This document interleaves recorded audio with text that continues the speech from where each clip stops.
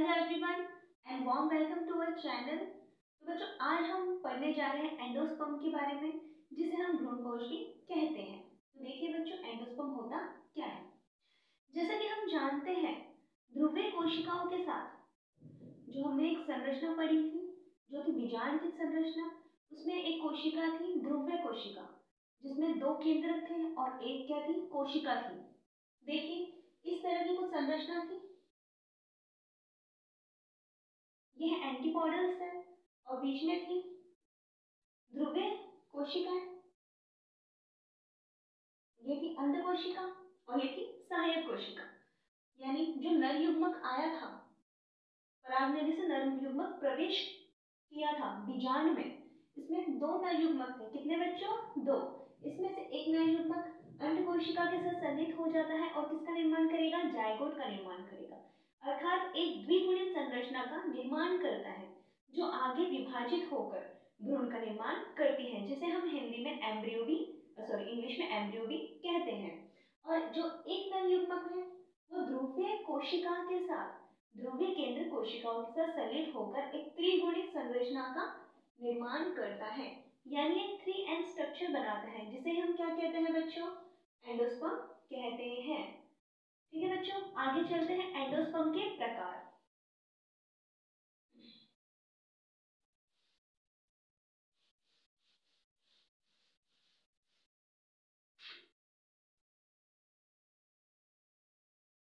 अब देखिए बच्चों, जो एंडोस्पर्म है वो कितने प्रकार का होता है? 3 प्रकार का। कितने प्रकार का बच्चों? 3 प्रकार का। पहला कोशिकीय भ्रूणकोश, दूसरा केंद्रकीय भ्रूणकोश, तीसरा हेलोबियल भ्रूणकोश। तो पहला हम देखते हैं केंद्रकीय भ्रूणकोश।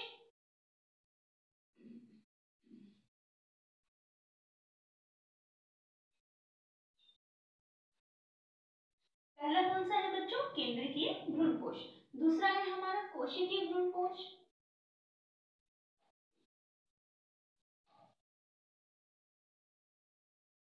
और तीसरा है बच्चों हमारा हेलोबियल भ्रूणकोश।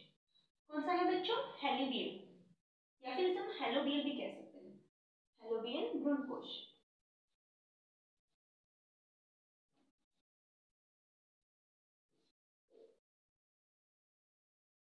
ठीक है बच्चों, पहला कोशिकीय भ्रूणकोश, दूसरा पहला केंद्रकीय भ्रूणकोश, दूसरा कोशिकीय भ्रूणकोश और तीसरा हेलोबियल भ्रूणकोश।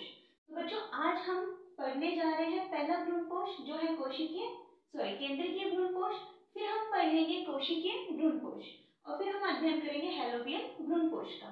चलिए आइए देखते हैं।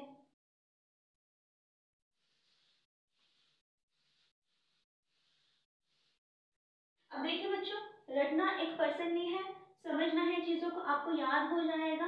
और सबसे इंपॉर्टेंट चीज, जैसा चित्र वैसा ही उसका वर्णन। देखिए पहला,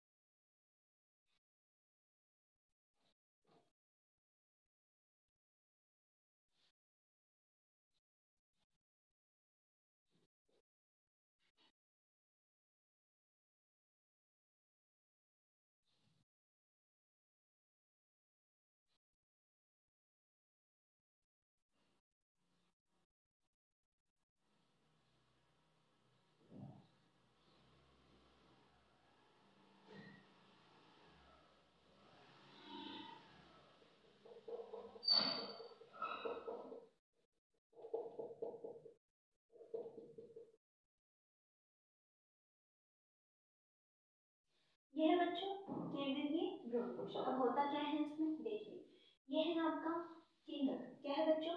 केंद्र, जो कहाँ है? परिधि की तरफ। कहाँ है? परिधि की तरफ। और ये बच्चों बड़ी है संरचना, ये है रिक्तिका।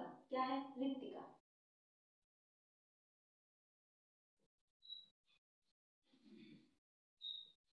अब ये कहते किससे हैं? जैसा कि मैंने आपको बताया, जैसा चित्र वैसा इसका वर्णन।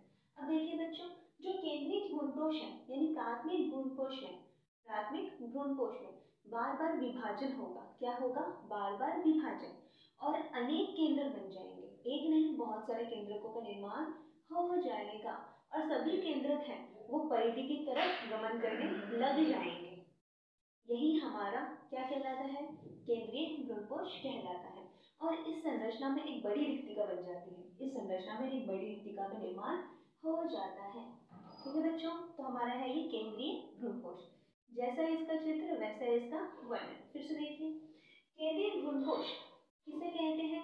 प्राथमिक भ्रूणपोष में, प्राथमिक भ्रूणपोष में जो केंद्रक है उसका बार बार विभाजन होता है। केंद्रक विभाजित होकर अनेक केंद्रकों का निर्माण कर लेता है, परंतु उसमें कोशिका भित्ति का निर्माण नहीं होता। सीधी सी बात है, अगर कोशिका भित्ति का निर्माण हो जाएगा तो क्या कहलाएगा? वो कोशिकीय भ्रूणपोष कहलाएगा। क्या कहलाएगा? कोशिकीय भ्रूणपोष। ठीक है बच्चों, तो इसमें कोशिका भित्ति का निर्माण नहीं होता है और केंद्रक परिधि की तरफ गमन करने लग जाते हैं तथा एक बड़ी रिक्तिका का निर्माण हो जाता है। इसे हम क्या कहते हैं? केंद्रीय भ्रूणपोष के नाम से जानते हैं। ठीक है बच्चों, आगे चलते हैं कोशिकीय भ्रूणपोष।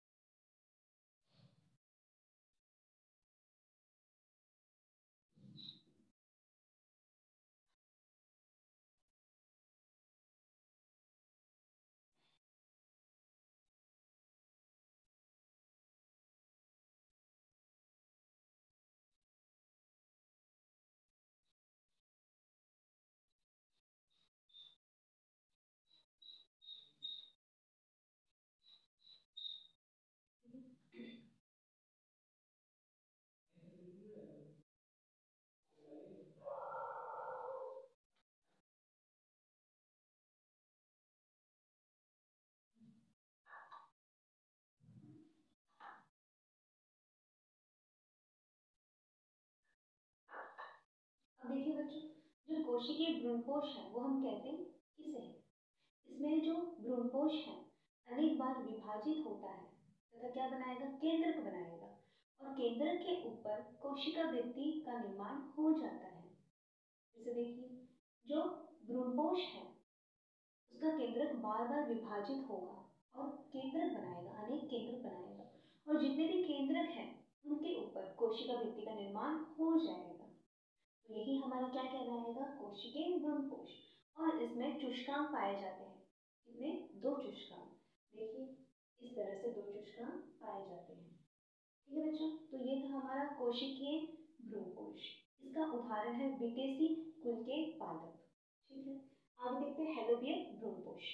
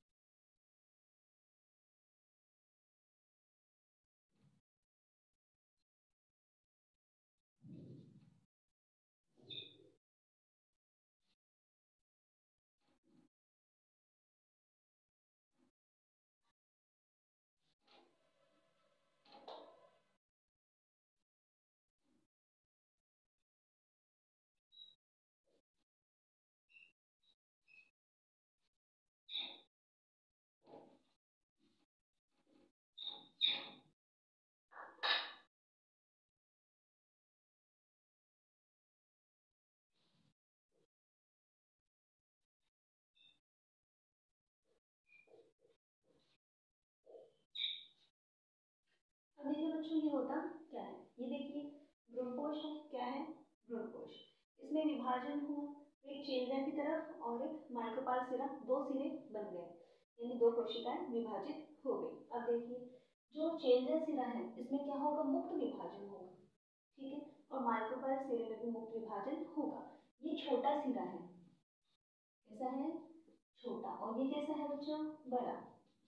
अब इसमें विभाजन के द्वारा, जो मुक्त विभाजन है उसके द्वारा जो चेल्जा सिरा है उसमें क्या बनेंगे, बहुकेंद्रकों का निर्माण हो जाएगा। क्या निर्माण हो जाएगा, किसका निर्माण हो जाएगा, बहुकेंद्रकों का निर्माण हो जाएगा।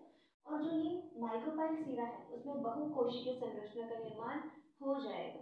तो यही हमारी क्या कहलाता है, फैलोपियन भ्रूणपोष कहलाता है। अर्थात बहुकेंद्रकों और बहुकोशिकीय संरचना का मिला जुला भाग ही फैलोपियन भ्रूणपोष कहलाता है। फिर से देखिए जो भ्रूणपोष है उसमें क्या होगा, विभाजन होगा, क्या होगा, विभाजन,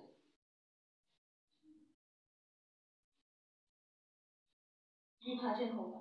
और विभाजन के द्वारा दो केंद्रकों का निर्माण होगा, एक चेल्चा सिरे की तरफ और एक माइक्रोपाइल सिरे की तरफ। चेल्चा सिरे की तरफ छोटा सिरा होगा, यानी उसको क्या होगा, छोटा होगा, और ये बड़ा सिरा होगा। अब देखिए इन दोनों में क्या होगा, मुक्त विभाजन होगा, क्या होगा, मुक्त विभाजन। और मुक्त विभाजन के जरिए जो चेल्जा सिरा है इसमें मुक्त विभाजन के द्वारा बहुकेंद्रकों का निर्माण हो जाएगा। किसका निर्माण होगा, बहुकेंद्रकों का निर्माण। और जो माइक्रोपाइल सिरा है इसमें मुक्त विभाजन द्वारा बहुकोशिकीय संरचना का निर्माण हो जाएगा, यानी बहुकेंद्रक और बहुकोशिकीय संरचना का मिला जुला भाग, मिला जुला भाग ही क्या कहलाता है, फैलोपियन भ्रूणपोष कहलाता है। आगे देखिए बच्चों इसके उपयोग।